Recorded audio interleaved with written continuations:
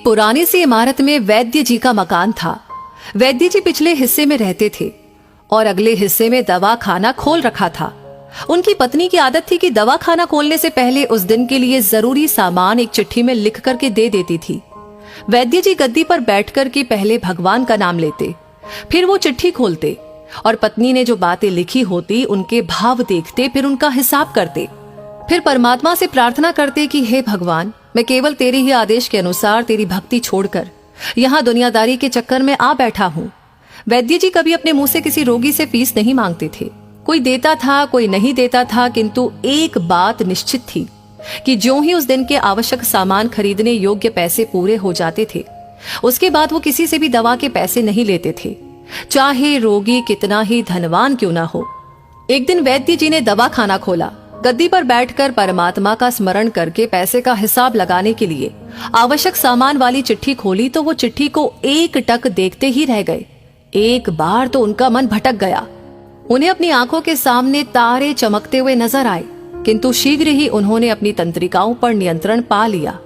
आटे, दाल, चावल आदि के बाद पत्नी ने लिखा था, बेटी का विवाह 20 तारीख को है, उसके दहेज का सामान। कुछ देर सोचते रहे, फिर बाकी चीजों की कीमत लिखने के बाद दहेज के सामने लिखा, ये काम परमात्मा का है, परमात्मा जाने। 1-2 रोगी आए थे, उन्हें वैद्य जी दवाई दे रहे थे। इसी दौरान एक बड़ी सी कार उनके दरवाजे के सामने आकर रुकी। वैद्य जी ने कोई खास तवज्जो नहीं दी, क्योंकि कई कारों वाले उनके पास आते रहते थे। दोनों मरीज दवाई लेकर चले गए। वो सूट बूट में साहब कार से बाहर निकले और नमस्ते करके बेंच पर बैठ गए। वैद्य जी ने कहा कि अगर आपको अपने लिए दवा लेनी है तो इधर स्टूल पर आए, ताकि आपकी नाड़ी देख लूं, और अगर किसी रोगी की दवाई लेकर जाना है तो बीमारी की स्थिति का वर्णन करें। वो साहब कहने लगे, वैद्य जी, आपने मुझे पहचाना नहीं। मेरा नाम कृष्णलाल है, लेकिन आप मुझे पहचान भी कैसे सकते हैं, क्योंकि मैं 15-16 साल बाद आपके दवाखाने पर आया हूँ। आपको पिछली मुलाकात का हाल सुनाता हूँ, फिर आपको सारी बात याद आ जाएगी। जब मैं पहली बार यहाँ आया था तो मैं खुद नहीं आया था, अपितु ईश्वर मुझे आपके पास लेकर आए थे, क्योंकि ईश्वर ने मुझ पर कृपा की थी और वो मेरा घर आबाद करना चाहते थे। हुआ इस तरह था कि मैं कार से अपने पैतृक घर जा रहा था। बिल्कुल आपके दवाखाने के सामने हमारी कार पंक्चर हो गई। ड्राइवर कार का पहिया उतारकर पंक्चर लगवाने चला गया। आपने देखा कि गर्मी में मैं कार के पास खड़ा था, तो आप मेरे पास आए और दवाखाने की ओर इशारा किया और कहा कि इधर आकर कुर्सी पर बैठ जाए। फिर मैं कुर्सी पर आकर बैठ गया। ड्राइवर ने कुछ ज्यादा ही देर लगा दी थी। एक छोटी सी बच्ची भी यहाँ पर आपकी मेज के पास खड़ी थी और बार बार कह रही थी, चलो ना बाबा, मुझे भूख लगी है। आप उससे कह रहे थे कि बेटी थोड़ा धीरज धरो, चलते हैं। मैं ये सोचकर इतनी देर से आपके पास बैठा था और मेरे ही कारण आप खाना खाने भी नहीं जा रहे थे। मुझे कोई दवाई खरीद लेनी चाहिए ताकि आप मेरे बैठने का भार महसूस न करें। मैंने कहा कि वैद्य जी, मैं पिछले 5-6 साल से इंग्लैंड में रहकर के कारोबार कर रहा हूँ। इंग्लैंड जाने से पहले मेरी शादी हो गई थी, लेकिन अब तक बच्चे के सुख से वंचित हूँ। यहाँ भी इलाज कराया और वहाँ इंग्लैंड में भी, लेकिन किस्मत ने निराशा के सिवा और कुछ नहीं दिया। आपने कहा था कि मेरे भाई, भगवान से निराश न हो। याद रखो कि उसके कोष में किसी चीज की कोई कमी नहीं है। आस, औलाद, धन, इज्जत, सुख दुख, जीवन, मृत्यु, सब कुछ उसी के हाथ में है। ये किसी वैद्य या डॉक्टर के हाथ में नहीं होता और न ही किसी दवा में होता है। जो कुछ होना होता है वो सब भगवान के आदेश से होता है। औलाद देनी है तो उसी ने देनी है।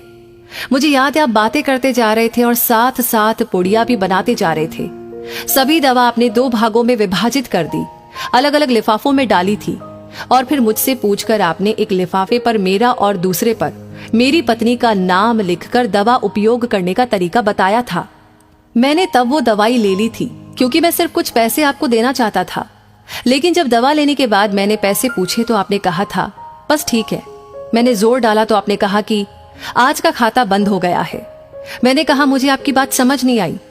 इसी दौरान वहां पर एक और आदमी आया और उसने हमारी चर्चा सुनकर मुझे बताया कि खाता बंद होने का मतलब ये है कि आज के घरेलू खर्च के लिए जितनी राशि वैद्य जी ने भगवान से मांगी थी वो ईश्वर ने उन्हें दे दी है। अधिक पैसे वो ले नहीं सकते। मैं कुछ हैरान हुआ और कुछ दिल में लज्जित भी कि मेरे विचार कितने निम्न थे और ये सरल चित्त वैद्य कितना महान है। मैंने जब घर जाकर पत्नी को औषधि दिखाई और सारी बात बताई तो उसके मुंह से निकला, वो इंसान नहीं, कोई देवता है। और उसकी दी हुई दवा ही हमारे मन की मुराद पूरी करने का कारण बनेंगी। आज मेरे घर में 2 फूल खिले हुए हैं। हम दोनों पति पत्नी हर समय आपके लिए प्रार्थना करते रहते हैं। इतने सालों तक कारोबार ने फुर्सत ही नहीं दी कि स्वयं आकर आपसे धन्यवाद के 2 शब्द कह सके। इतने बरसों बाद आज भारत आया हूँ और कार केवल यहीं पर रोकी है। वैद्य जी, हमारा सारा परिवार इंग्लैंड में सेटल हो चुका है। केवल मेरी एक विधवा बहन अपनी बेटी के साथ भारत में रहती है। हमारी भांजी की शादी इसी महीने की 21 तारीख को होनी है। न जाने क्यों जब जब मैं अपनी भांजी के भात के लिए कोई सामान खरीदता था तो मेरी आंखों के सामने आपकी वो छोटी सी बेटी भी आ जाती थी और हर सामान में दोहरा खरीद लेता था। मैं आपके विचारों को जानता था कि संभवतः है आप वो सामान न ले, किंतु मुझे लगता था कि मेरी अपनी सगी भांजी के साथ जो चेहरा मुझे बार बार दिख रहा था वो भी मेरी भांजी ही है। मुझे लगता था कि ईश्वर ने इस भांजी के विवाह में भी मुझे भात भरने की जिम्मेदारी दी है। वैद्य जी की आंखें आश्चर्य से खुली की खुली रह गई और बहुत ही धीमी आवाज में बोले, कृष्णलाल जी, आप जो कुछ भी कह रहे हैं मुझे समझ में नहीं आ रहा कि ईश्वर की ये क्या माया है। आप मेरी श्रीमती के हाथ की लिखी हुई ये चिट्ठी देखिए। और वैद्य जी ने चिट्ठी खोलकर कृष्णलाल जी को पकड़ा दी। वहां पर उपस्थित सभी ये देख करके हैरान रह गए कि दहेज का सामान के सामने लिखा हुआ था, ये काम परमात्मा का है, परमात्मा जाने। कांपती सी आवाज में वैद्य जी बोले, कृष्णलाल जी, विश्वास कीजिए कि आज तक कभी ऐसा नहीं हुआ कि पत्नी ने चिट्ठी पर आवश्यकता लिखी हो और भगवान ने उस दिन उसकी व्यवस्था न कर दी हो। आपकी बातें सुनकर तो लगता है कि भगवान को पता होता है कि किस दिन मेरी श्रीमती क्या लिखने वाली है।